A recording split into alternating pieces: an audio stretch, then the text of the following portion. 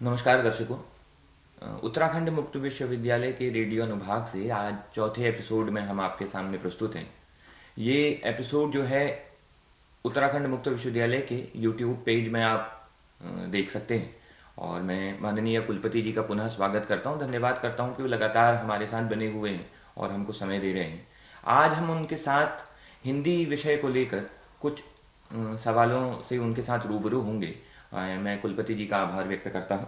और सर, पहला सवाल जो मैं आपसे पूछना चाहता हूं, जो हम बार बार बात करते हैं कि हिंदी में विमर्श की कमी होती है, डिस्कोर्स हिंदी में नहीं होता। हिंदी से मेरा मतलब केवल हिंदी भाषा से नहीं है, इस पूरे हिंदी प्रदेश से है। हमारे पास आज भी डिस्कोर्स के जितने तरीके हैं वो सब पश्चिम से लिए हैं हमने। जो भी नया डिस्कोर्स आता है वो फेमिनिज्म से हो या उत्तराधुनिकता हो या किसी भी तरह के डिस्कोर्स हो, वो साहित्य से निकले हों या समाज विज्ञान से निकले हों, वो पश्चिम से आते हैं और बरास्ते आते हैं अंग्रेजी के। फिर हम उनका जैसा तैसा तर्जुमा करते हैं और फिर उन पर बहस करते हैं। आप इस सब स्थिति को कैसे देखते हैं? धन्यवाद कैला जी, बहुत अच्छा प्रश्न आपने पूछा। मुझे ये समझ में आता है कि हमें जब पश्चिम की दुनिया या किसी भी दुनिया से कोई ज्ञान की चीज़ मिलती है तो हम उसे स्वीकार करते हैं या अपने साथ जोड़ते हैं, तो इससे हमारा ज्ञानार्जन भी होता है और हमारे सोचने की और उसके डायमेंशंस खुलते हैं। लेकिन ये भी एक ऐसी सोच है जिसमें हम लोग कई बार ये सोचते हैं कि सब कुछ वहीं से आ रहा है। ऐसा हुआ नहीं। हिंदी तो जिस तरह से शुरू हुई है, जिसे हम अगर आदिकालीन समय से समझें, आदिकाल की हिंदी, फिर मध्यकाल की, रीतिकाल की, तो जितने विमर्श उस समय के हैं, चाहे हम आदिकाल नामकरण भी अगर सोचें तो उस पर भी इतनी सारी बातें हुई कि रासोकाल क्यों ना रखा जाए, उसे प्रारंभिक काल क्यों ना रखा, आरंभ काल क्यों ना रखा, तो बहुत सारे नाम आए। भक्तिकाल के साथ यही हुआ। भक्तिकाल में भी फिर ऐसा नहीं हुआ कि स्वीकार कर लिया गया जैसा तैसा, उसमें भी फिर उसको देखा गया कि ये आस्तिकता की किस दृष्टिकोण से बात हो रही है। उसमें उसमें सगुण निर्गुण की बातचीत हुई। निर्गुण में भी दो दो पंथ और सगुण में भी दो दो पंथ ढूंढे गए थे भी, और बहुत सारी चीज़ें उसमें हैं।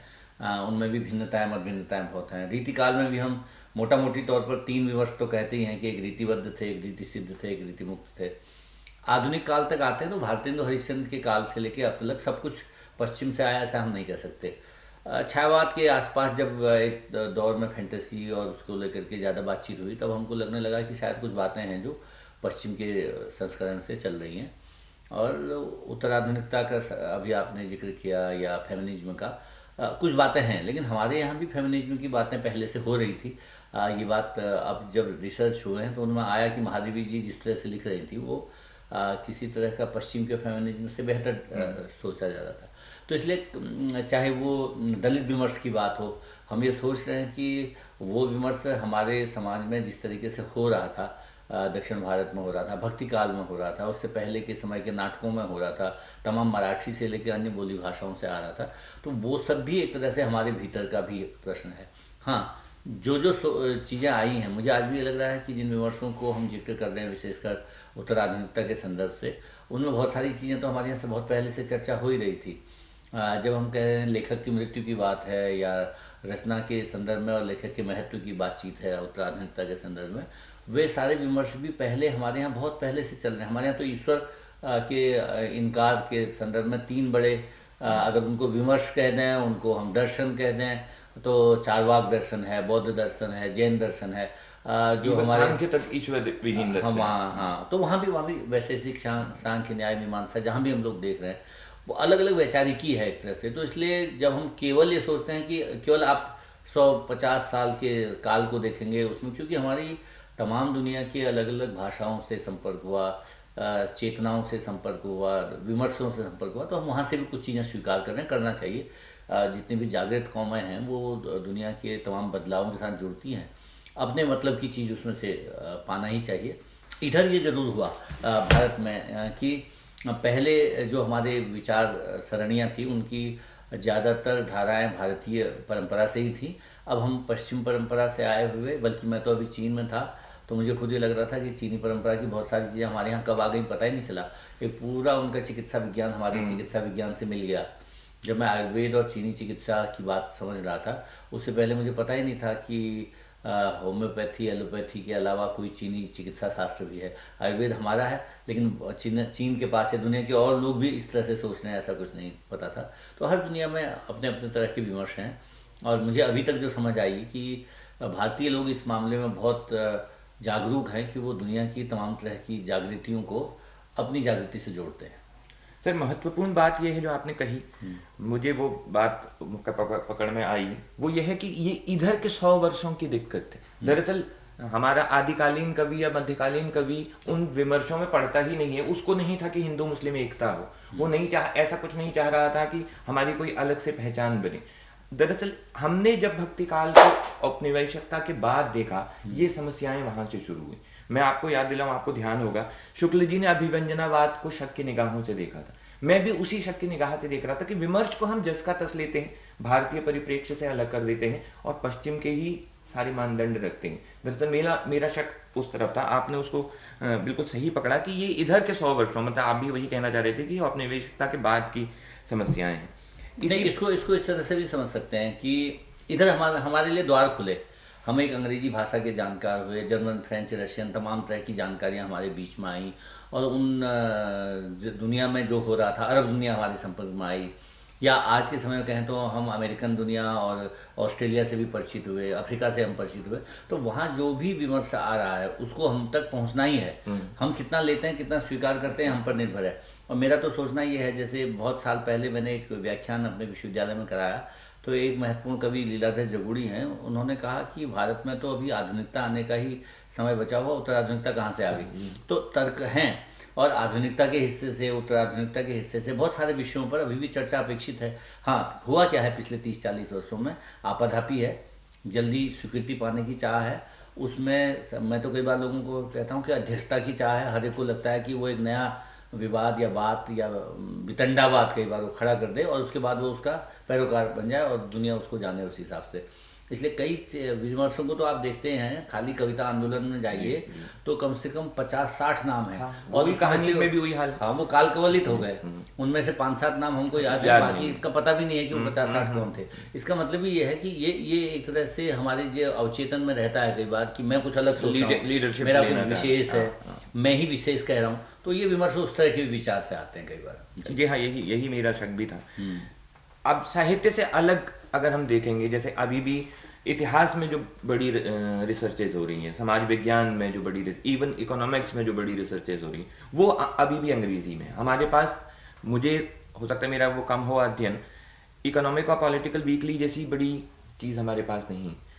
हमारे पास एक CSDS की प्रतिमान है जो इन सब चीज़ों पे बात कर रही है। हिंदी में कुछ पत्रिकाएं, लघु पत्रिकाएं निकली जिन्होंने इन तरह के विमर्शों को आगे बढ़ाया, लेकिन विश्वविद्यालय के स्तर पर आज भी इनकी भाषा अंग्रेजी बनी हुई है। हालांकि किसी भाषा से हमको कोई बैर नहीं है, लेकिन क्यों हमारी भाषा नहीं विकसित होती कि हम बॉटनी को या केमिस्ट्री को भी की भाषा भी हिंदी बनाएं?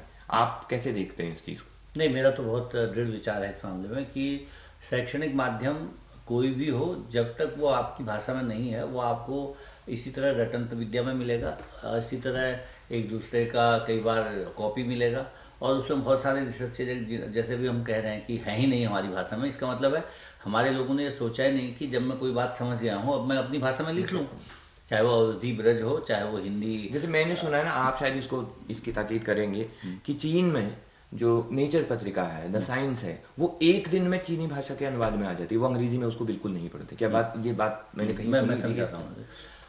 चीन में उन्होंने क्या किया कि उन्होंने एक बाकायदा अपने यहाँ आयोग बनाया हुआ है, जिसमें जैसे भी वैज्ञानिक अनुसंधान के या अन्य विषयों के जो भी नए शब्द आते हैं, जो भी नई चीज़ें आती हैं, उनको अपनी भाषा में लेते हैं। उन्होंने इसके लिए बाकायदा, जैसे एक उदाहरण मैं आपको बताऊँ, ये मोबाइल है, इसको कहते हैं शौची। तो ची यंत्र के लिए, हर चीज़ यंत्र है। अच्छा। और शौ है हाथ, तो शौची माने हाथ का यंत्र। अब इसको हाथ के यंत्र तो हमारे पास 20 में, मोबाइल भी है, ये भी है, कैमरा भी है। भारत में अगर कोई इस तरह का शब्द देगा तो अचानक दूरभाष आ जाएगा, अचानक चल भाष आ जाएगा, अचानक तीसरा, 5वां, 20वां शब्द आ जाएगा। सरकारें जो शब्द देती हैं, वैज्ञानिक तकनीकी शब्दावली आयोग के लोग, उस शब्द को भी हम स्वीकार नहीं करते, हम उसमें ढूंढते हैं संस्कृत निष्ठ हो गया कि अमुक हो गया कि कठिन हो गया। हाँ, ये जो हमारे यहाँ के विमर्श हैं, इनमें ये कमजोरी है कि हम स्वीकृति भाव से नहीं काम कर रहे होते हैं। हमें लगता है कमी निकाल लें फिर उसको खत्म कर दें, कई बार वो वहीं खत्म हो जाता है। इसलिए चीन में ऐसा है नहीं, वो एक बार वो अपनी भाषा में स्वीकार कर लेते हैं शब्द को, फिर वो तकनीकी वैज्ञानिक अनुसंधान में भी जाएगा, शैक्षणिक में भी जाएगा, प्रशासनिक में भी जाएगा, उनके कूटनीतिक और तमाम विमर्श में एक शब्दावली चलेगी और वो ही रहेगी। तो ये ऐसा चाहिए हमारे यहाँ, इसकी जरूरत इसीलिए है। शायद हमारी सरकारी भाषा और आम भाषा लगातार दूर होती रही है और अब भी दूर हो रही है। उनकी भाषा हमको लगता है कुछ और ही बोल रहे हैं। ये चीज हमारे साथ हाँ, होती नहीं है। नहीं, जो पहले आपने बातचीत की थी मैं उस पर आना चाहता हूँ कि कम से कम जो शैक्षणिक हिस्से में था, मुझे आज भी लगता है कि अगर हम पिछड़ रहे हैं, भारत पिछड़ रहा है किसी लिहाज से, क्योंकि हम लोग एक भाषा नहीं तय कर पाए अभी जो हमारे राष्ट्रीय स्तर पर हमारी तमाम तरह की सोच को, ज्ञान को, अनुसंधान को, चिकित्सा को, न्याय को एक भाषा में ला पाता, तो हम एक जैसा कर पाते। चीन में मैं बताऊँ आपको, बहुत बड़ा देश हमसे भौगोलिक तौर पर, जनसंख्या उसकी हमारे से ज़्यादा थी। उन्होंने 1949 में मैंडारिन को लागू कर दिया और तब से लेकर आज तक उनकी स्थिति है कि वो जो 66 भाषाएं वो बोली जा रही हैं अपने क्षेत्रीय स्तर पर प्रयोग में है, ख़त्म नहीं हुई, लेकिन उनका राष्ट्रीय स्तर पर एक प्रयोग नहीं है। और राष्ट्रीय स्तर पर मैंडारिन आज उनकी चीन देश की एकता की प्रतीक है। मैंने एक बार एक मित्र से इस तरह से पूछा भी कि अगर मैंडारिन आपके यहाँ की भाषा न रहे तो उनका देश टूट जाएगा, ये स्थिति आ जाएगी। तो भाषा कितना बड़ा औजार है एक तरह से एकता के लिए भी और सूचना और ज्ञान को पहुंचाने के लिए भी, ये भारत में सोचा जाना है अभी भी। और आज अगर रोजगार के हिस्से से सोचें या शिक्षण माध्यम के हिसाब से सोचें, जब तक कोई ऐसी बड़ी भाषा नहीं आएगी भारत में हमारी ये कठिनाइयाँ चलती रहेंगी। इसलिए मैं तो सोचता हूँ कि चाहे अभी आपने बॉटनी जूलॉजी का जिक्र किया, मैं कह रहा हूँ चाहे किसी भी तरह का ज्ञान हो वो हमारी अपनी भाषा में तो आना ही चाहिए। और राष्ट्रीय स्तर पर चूंकि हिंदी बड़ी भाषा है उसमें तो उसको आना ही चाहिए। आना ही चाहिए। एक और सवाल है मेरे पास आपके लिए, वो किताबों से जुड़ा हुआ है। कई बार लगता है, जैसे अभी मैं कह रहा हूँ कि हमारे पास समाज विज्ञान की किताबें नहीं हैं हिंदी में, फिर कहें कि हमारे पास और बहुत सारी किताबों की कमी होती है। हम बहुत सारे अनुवाद जब पढ़ते हैं तो लगता है ये ऐसी चीज़ें हमारी भाषा में क्यों नहीं। दूसरी तरफ लगता है कि किताबें जो छाप रहा है उसको लगता है बिकेंगी नहीं तो वो घाटे का सौदा क्यों करे। तो कमी किस चीज़ की है? किताबों की है, पाठकों की है, भाषा की है, या हमारी पठनीयता की है? हमारी भी, अब आप देखिए कि रीडिंग हैबिट, आप भी जानते होंगे पर्सनली, बहुत सारे लोगों को रीडिंग हैबिट्स कम हो गई हैं। हम लोग बहुत कम पढ़ते हैं, इवन अब तो शिक्षकों ने तक पढ़ना छोड़ दिया। तो ये खतरनाक बात है। आप इसको कैसे देखते हैं? मैं तो जब भारत के पुस्तक मेलों में जा रहा हूँ, चाहे वो दिल्ली का हमारा राष्ट्रीय पुस्तक मेला है या उसके बाद अगर अनेक अनेक स्थलों पर जाते हैं तो देखते हैं छप कम नहीं रहा है। छप क्या रहा है इसका सवाल है, जो छप रहा है वो कितना उपयोगी है इसका सवाल है, और जो छाप रहे हैं उनका क्या लक्ष्य है, और जो पाठक के लिए लिखना है या पाठक की ज़रूरत के लिए लिखना या ज्ञान विज्ञान के विषयों पर लिखना या अपनी ही बात कह देना, इसमें तो अंतर तो होगा ही। लोग आपको क्यों पढ़ें, ये बड़ा सवाल है। और दूसरी बात ये भी कि जो चीज़ पढ़ी जाएगी अगर वो उपयोगी नहीं होगी तो कुछ दिन बाद बाहर हो ही जाएगी। लेकिन यहाँ ये सवाल है कि किताबें तो बहुत छप रही हैं, मुझे लगता है इतनी किताबें छप रही हैं, कई बार आप जाओगे तो लगेगा इसको पढ़ता हाँ हाँ, नहीं, हम जो किताबें इसका मतलब व्यापार में है, वो बाजार में है, लोग खरीद भी रहे हैं, कुछ बंट भी रही होंगी उनमें से किताबें छप तो रही हैं।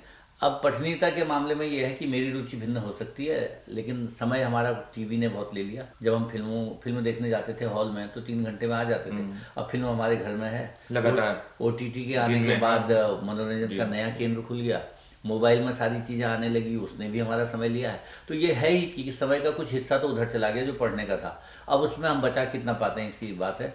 अध्यापकों की बात, मनोरंजन का जो उधर का साधन है जिसकी आप OTT की बात कर रहे हैं वो बहुत सस्ता है आम आदमी के लिए। 300 रुपया, 399 रुपया या कुछ भी एक पैकेज आता है, महीने भर वो टीवी देखता है।